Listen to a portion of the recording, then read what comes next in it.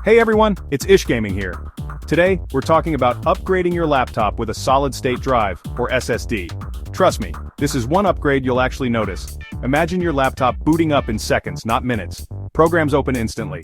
Files transfer in a flash. That's the magic of an SSD. SSDs are way faster than old-school hard drives. They use flash memory like your phone instead of spinning disks. The result? A massive speed boost for your entire system. But before you dive in, remember, not all laptops allow SSD upgrades. Some have their storage soldered down, making it impossible to replace. Check your laptop's manual or manufacturer website to be sure.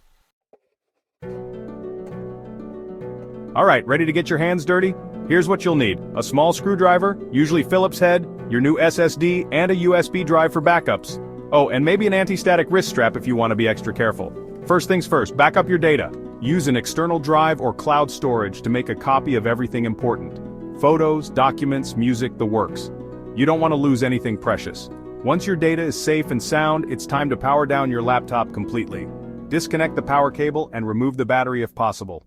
Safety first, folks. Now for the fun part, opening up your laptop. This is where things can get a bit tricky, as every laptop model is different. Consult your laptop's manual, or search online for disassembly instructions specific to your model. Generally, you'll find screws on the bottom of the laptop holding the back panel in place. Remove these screws carefully and keep them in a safe place. You'll need them later. With the screws removed, you should be able to gently pry open the back panel. Be careful not to force anything. Some laptops have clips holding the panel in addition to screws. Section 4, SSD swap out with the old, in with the new. With the back panel removed, you should see the internal components of your laptop. Look for the storage drive. It's usually a rectangular box about the size of a credit card or smaller. The SSD will be connected to the motherboard with a SATA cable and secured with 1 or 2 screws.